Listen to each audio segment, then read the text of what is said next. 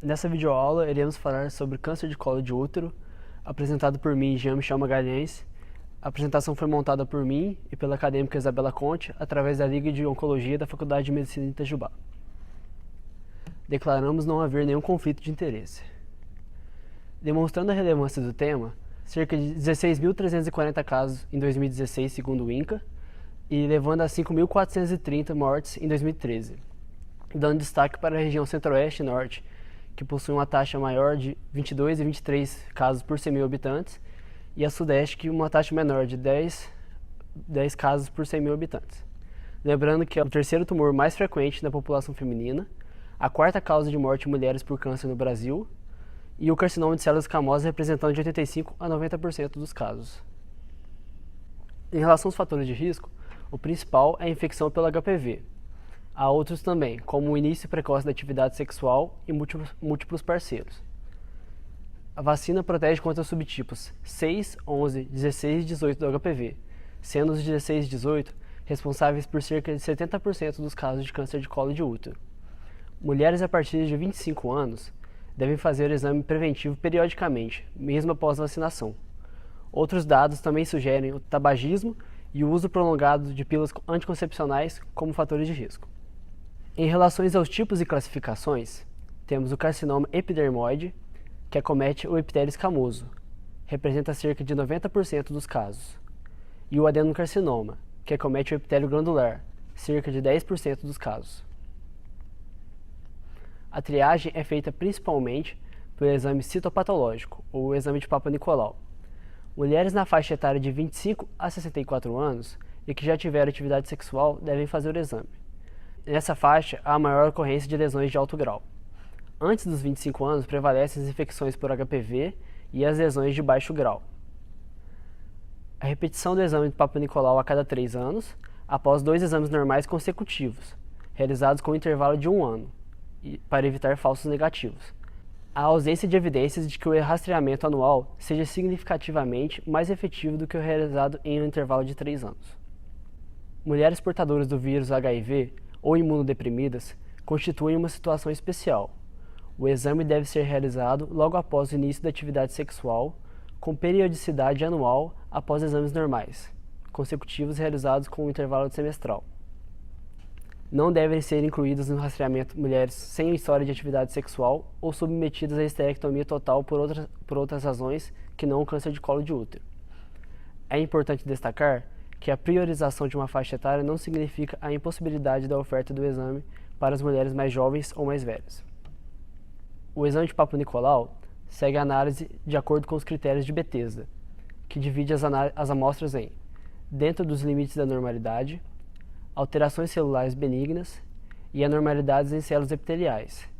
Dentro das anormalidades, temos as atipias em células escamosas de significado indeterminado, a lesão intraepitelial escamosa de baixo grau, ou NIC1, as lesões intraepiteliais escamosas de alto grau, displasias moderadas, displasias acentuadas e carcinoma in situ, significando NIC2 e 3, e o carcinoma de células escamosas.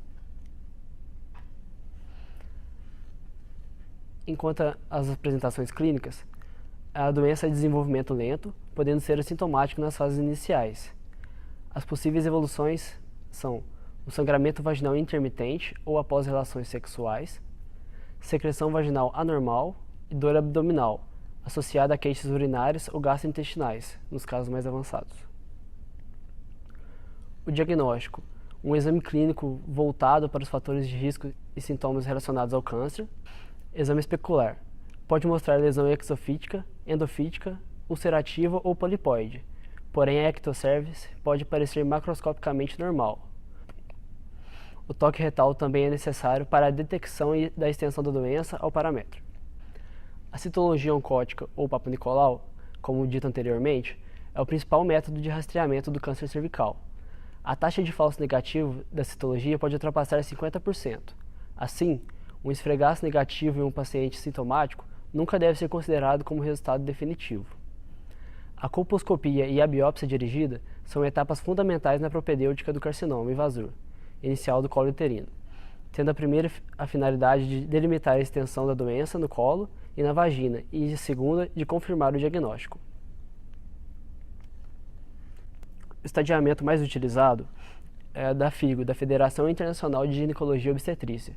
Como podemos ver na imagem, o estadiamento 1A são lesões microscópicas e 1B são lesões macroscópicas, sendo a 1A1 menos que 3 mm de profundidade e 7 mm de extensão. A 1A2 entre 3 e 5 mm de profundidade e 7 mm de extensão. Já as lesões 1B1 são lesões macroscópicas menores que 4 cm. 1B2, lesões macroscópicas maior que 4 cm. No estadiamento 2A, o câncer já se espalhou para a parte da vagina. No 2B, espalhou para tecidos próximos da cérvix. No estadiamento 3A, o terço inferior da vagina, mas não as paredes da pelve. No estadiamento 3B, cresceu para as paredes da pelve e pode estar bloqueando o ureter. No estadiamento 4A, cresceu para a bexiga ou reto, sem linfonodos.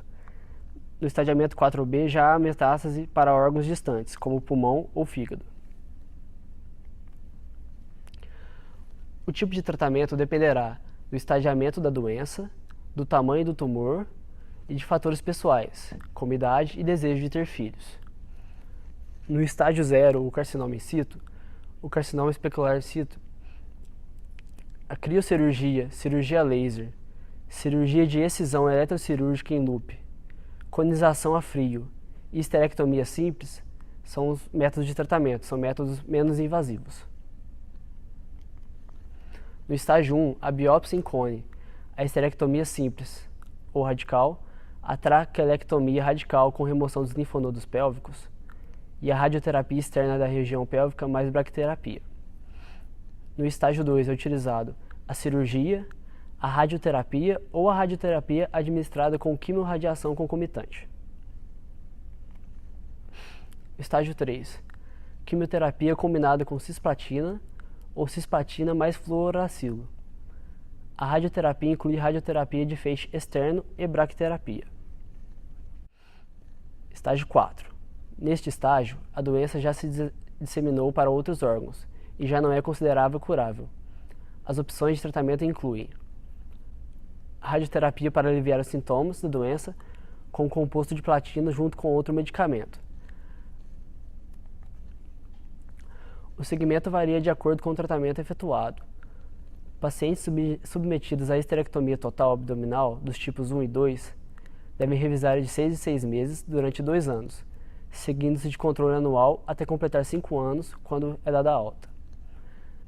Pacientes submetidos à esterectomia total abdominal do tipo 3, com ou sem RT complementar, revisão a cada 6 meses durante 2 anos e depois anual até 5 anos, quando é dada alta.